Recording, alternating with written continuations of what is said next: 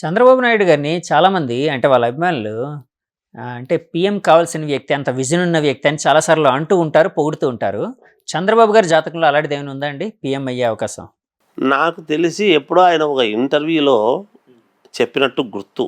నేనెప్పుడో విన్నా ఏదో చాలా ఏళ్ల క్రితం. అంటే 1999 2000 సంవత్సరంలో ఎప్పుడో ఏదో మార్గం. ఎందుకు అంటే వాజ్పేయి గారు ప్రధానమంత్రి అన్న సమయంలో అప్పుడు చంద్రబాబు నాయుడు గారు మంచి కీలకమైనటువంటి ఒక రోల్ పోషించారు. పోషించినప్పుడు మీరు అవ్వచ్చు కదా అంటే ఆయనకున్న విజన్ ఏమిటంటే ఎవరైనా ప్రధానమంత్రి కావాలి అని అనుకోవడంలో గొప్పదే. మరి సీఎం అయిన తర్వాత ఇంకా ప్రధానమంత్రి అయితే బాగుంటుందని అనుకుంటారు. కానీ ఆయన ఏమన్నారంటే నేను విన్నట్టు నాకు బాగా గుర్తుంది. మరి అది ఇదే నిజము అని నేను అనడానికి లేదు, కానీ ఎందుకంటే మనము స్టూడియోలో చెప్తున్నప్పుడు జాగ్రత్తగా మాట్లాడాల్సిన అవసరం ఉంటుంది ఒళ్ళు దగ్గర పెట్టుకొని. మేము కూడా ఏదైనా అంటే పీఎం అయిన తర్వాత ఒక 5 ఏళ్ళో 10 ఏళ్ళో చేసిన తర్వాత ఇంకా మాజీ పీఎం అనేటువంటిది ఒకటి వస్తుంది, అంతే కదా. ఆ తర్వాత నేను ఊరికే ఉండడం అంటే నాకు ఇష్టం ఉండదు. సీఎం అనేటువంటిది ఎప్పుడైనా సీఎం అయ్యి రాష్ట్రానికి ఏదో ఎక్కువ శాతము నా యొక్క సేవ చేయాలి, నేను నిరంతరము రాష్ట్రానికి సేవ చేస్తూనే ఉండాలి అనేటువంటి కోరికతో నాకు దాని మీద ఇంట్రెస్ట్ లేదు అని నేను విన్నాను. ఆయన అనడం విన్నారు మీరు? ఆయన చంద్రబాబు చెప్పడం గారు నేను విన్నా, అదే అదే. ఆయన ఇంటర్వ్యూలో చెప్పడం విన్నా. బహుశా దానివల్లనే కారణం కావచ్చు అని నేను అనుకుంటున్నాను. మామూలుగా అయితే ఆయన ప్రయత్నిస్తే గ్రహాలు అన్ని అనుకూలించేవా అండి? ఒకవేళ ఆయన ప్రయత్నిస్తే అంటే ఇందాకలు అన్నారు ప్రయత్నిస్తే కదండి, కర్మ కర్మ అనేది ఉంటుందని. కాదు నేను చెప్తాను. ఆయనకు యోగము ఉంది అని అవుతారు అని అనడానికి లేదు. ఎందుకంటే ఆ యోగము అప్పుడు ఉన్నింది, ఇప్పుడు మళ్ళీ అంత లేదు. ఉన్నది ఉన్నట్టు చెప్తాను, ఎందుకంటే సభాముఖంగా చెప్పాలి. ఇప్పుడు మళ్ళీ ఆయన ఏదైనా అందరితోనూ సత్సంబంధాలు ఉంటాయి.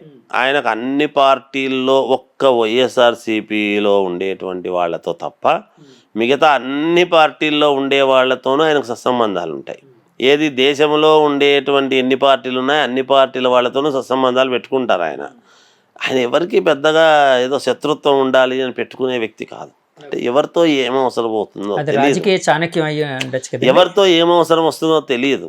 అంత విరోధం పెట్టుకోవాల్సినంత అవసరం ఏముంటుంది అనేటువంటి ఆలోచన దృక్పథంతో ఉంటారు ఆయన. అందువలన ఆయనకు అన్నీ తెలుసు కాబట్టి ఏది అవసరమైనా ఏదన్నా వేరే రాష్ట్రాల వాళ్ళ సమస్య వచ్చిందంటే కూడా ఈయన సమన్వయం చేసి చెప్పగలడు. ఆ స్థాయి పెట్టుకున్నారు ఆయన. కాబట్టి మనం ఈయన ఇప్పుడు అయ్యేటువంటి ఇదైతే లేదు నిజానికి. మళ్ళీ చంద్రబాబు గారు ఏదో ప్రధానమంత్రి అవుతారు అని చెప్పడానికైతే లేదు. గురుగారు, ఇప్పుడు ఇద్దరు యువ నాయకుల్లోనే అంటే లోకేష్ గారు, పవన్ కళ్యాణ్ గారు, వీళ్ళిద్దరిలో ఎవరికి ఫ్యూచర్లో సీఎం అయ్యే యోగం ఉందని మీరు భావిస్తున్నారు అంటే గ్రహబల పరంగా? అంటే నేను ఏమంటానంటే అండి, పవన్ కళ్యాణ్ గారికి సీఎం అయ్యే యోగం ఉందండి. పవన్ కళ్యాణ్ గారికి ఉంది. లోకేష్ గారికి లేదు అని నేను అనను, కానీ ఆయనకు కూడా ఉంది. అంటే వెంటనే అంటే కొంచెం పవన్ కళ్యాణ్ గారికి ఎక్కువగా ఛాన్సెస్ ఉన్నాయి. ఆయన గ్రహస్థితులు చాలా బాగున్నాయి. అంటే లోకేష్ గారి కంటే ముందరగా పవన్ కళ్యాణ్ గారికి ఆ యోగం ఉందండి. ఆ సందర్భాన్ని బట్టి ఇప్పుడు ఇంకా చంద్రబాబు అవుతున్నారు కాబట్టి మనం ఇవి అనడానికి లేదు. ఇద్దరికీ యోగం ఉంది, ఇద్దరికీ అయ్యే యోగం ఉన్నది. కాకపోతే కొంచెం ముందు పవన్ కళ్యాణ్ గారికి అయ్యే యోగము అనేటువంటిది ఉన్నది. ఎందుకంటే ఆ ఎక్స్పెక్టేషన్స్ కావచ్చు, ఆ పద్ధతి కావచ్చు, విధానం కావచ్చు ఉంటాయి.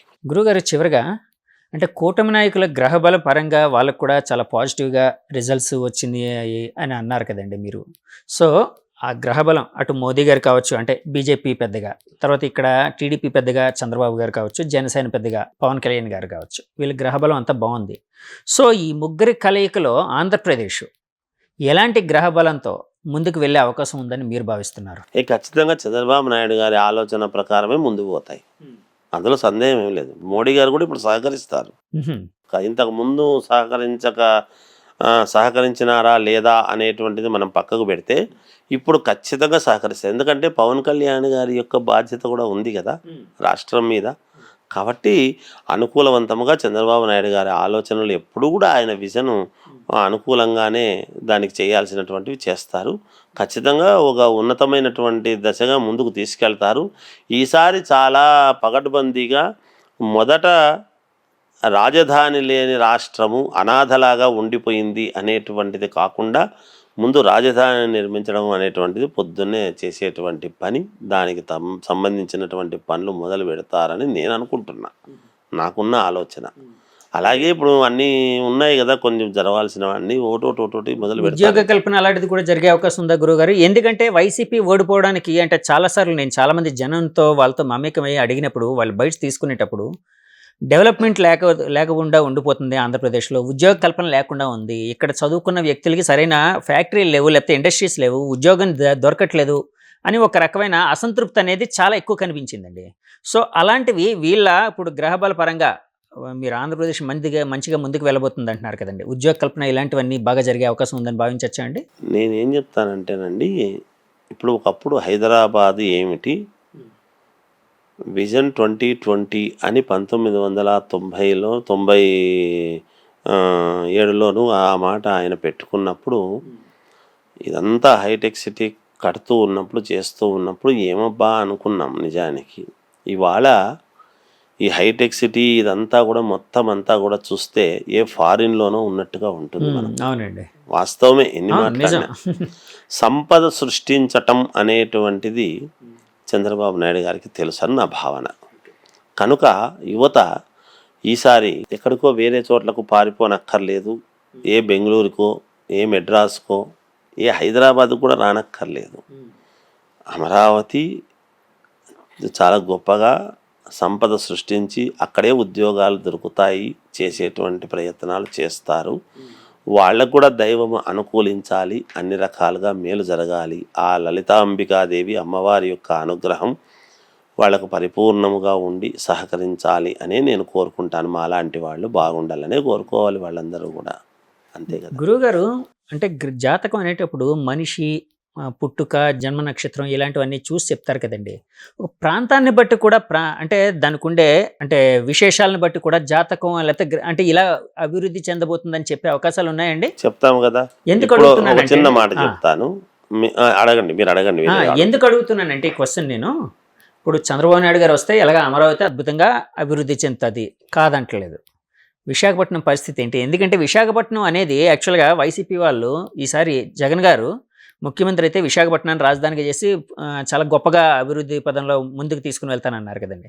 చంద్రబాబు గారు సీఎం అయితే విశాఖపట్నం ఏ విధంగా అభివృద్ధి చెందే అవకాశం ఉందని మీరు అంటే అక్కడుండే విశేషం బట్టి భావిస్తూ ఉన్నారు? మేము చెప్పడం కంటే కూడా ఒకటి అంటే మాకు తెలిసినంత వరకు పేర్లను బట్టి అంటే దేనికి ప్రాధాన్యత, దేనికి సెకండరీ, ఇది ఎట్లా అంటే నాకున్న దీని ప్రకారంగా ఆ పేర్లను బట్టి చూసినప్పుడు మనకు విశాఖపట్నం అనేటువంటిది ఆర్థిక రాజధాని అవుతుంది.